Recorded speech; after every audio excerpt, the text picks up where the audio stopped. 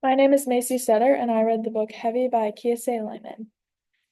In my summary, I'll talk about the intersections also a little bit going into the next slide. The author of this book is Kiese Lyman, and he wrote a memoir to his mother explaining some things about his life and kind of like just a letter to tell her about why the way he is who he is. So he grew up in Jackson, Mississippi, and he grew up in a lower class family. He also was raised in just a very negative and cutthroat environment. He had a poor relationship with his mom growing up, which dictated a lot of negative trauma to occur. Without knowing how to deal with all these emotions, he used eating to satisfy the emptiness that he felt. He was a very large person compared to many others, and this affected him very much mentally. He continued to gain weight, and when he was forced to switch to an all-white school, this caused him to be bullied a lot. Instead of retaliating to the people who were bullying him, he listened to his mother and treated them with respect because she didn't want him to get in trouble. The intersection of being African American and overweight caused him to stand out in this environment. This affected his mental health and the way that he was treated. He was always insecure about his weight, and the only thing that would make him feel better was if a girl gave him attention, and he felt like he wasn't having any more because of this.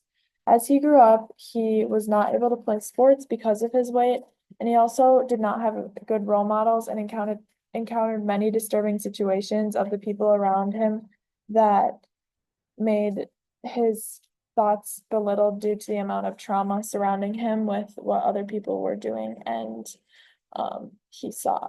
My eyes were open to many things during this first part of the book, as I had never first-handedly experienced these intersections. I noticed that many things are viewed as normal in this intersection, such as having to go to other people's houses to use a simple thing like a dictionary and being bullied, but not having the right to do anything about it, and many social norms that these people have against them. Kiyosei expressed his everyday experiences, and I could imagine how I would feel during these situations that just were forced to feel normal to him.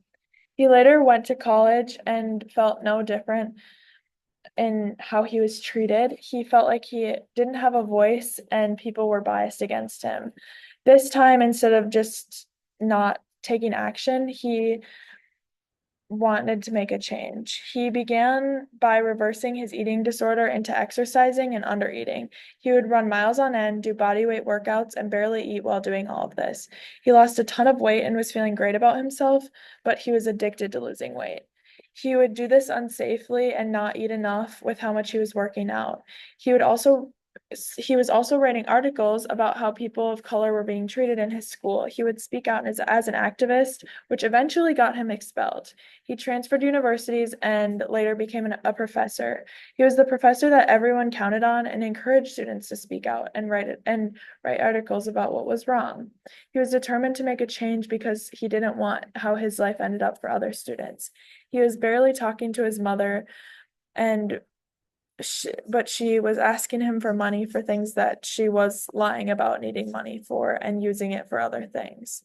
As he was working himself over, he got a leg injury, which ended up becoming a big issue in his life. His mom was still asking for money, and he reverted back to gambling addictions, which was going on in the beginning of the book as well.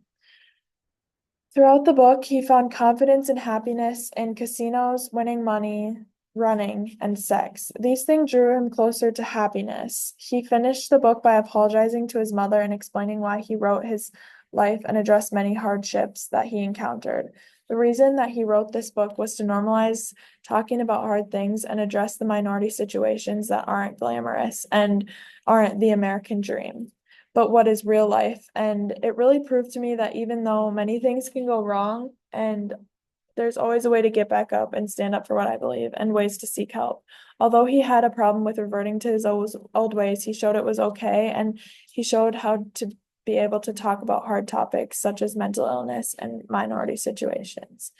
Like I said, I talked about a lot of the intersections of the book and explained them during the summary, but I learned a lot of interesting things through this. His intersections played a huge role in how he functions, thinks, and goes about his daily life. He associates and relates with only Black people because he feels like other people judge him and don't accept him. Those people shaped the decisions that he made, and because of the things that he was exposed to at a young age, this really impacted how he continued through his life. He later got a job because of the skills that he learned during this time, and he got a job writing about these things as a professor. But this made up a big part of who he was, and trying to find power was a big thing, and in this book. Another thing that really affected him was being overweight and his eating disorder and just his addiction, mental illness. He was never comfortable in his own skin, no matter how skinny he was or overweight he was. He was alarmingly small and then alarmingly overweight. This took a big toll on him mentally and physically.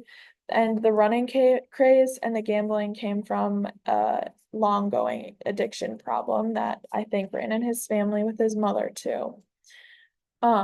He found comfort in things that shouldn't be found comfort in, like the running, and he just took everything that he got addicted to an extreme that would create or tear the joy out of his life.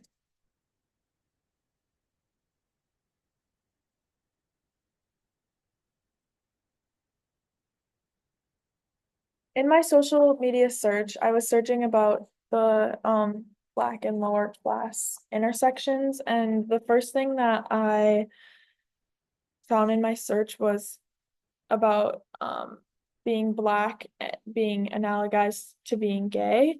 And I thought this was very interesting because I feel like these are two very different things, with it being like a sexuality versus a race and a color of your skin. And I think that it's interesting that it kind of shows like an ignorance to this, because I feel like both of these things shouldn't define who you are and why, and that it kind of shows that because that many people search this, it's something that is very polarized and looked at in a certain negative connotation, as the site stated that, or as like the social media sites stated that.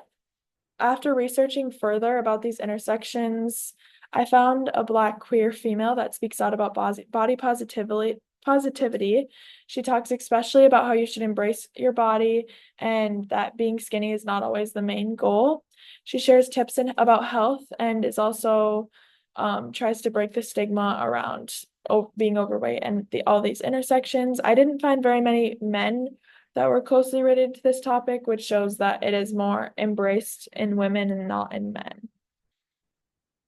She tries to normalize a lot of these things and make it into something beautiful to help other people change the way that they live.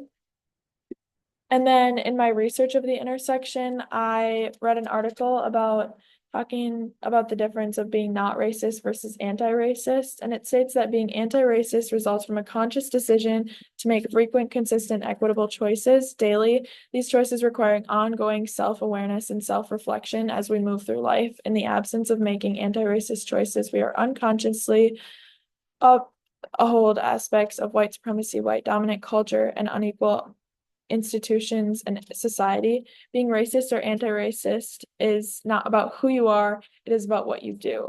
And I think this is really important to remember, and it's a lot about what Kiese fights for during the book.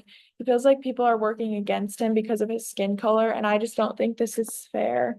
I think that it's important that each person gets equal opportunity, and it's not just the people that are not racist, but it's the choice to be anti-racist and speak out about things that we need to make a difference about, and be consciously making a choice to be anti-racist. And then these are my resources. Thank you.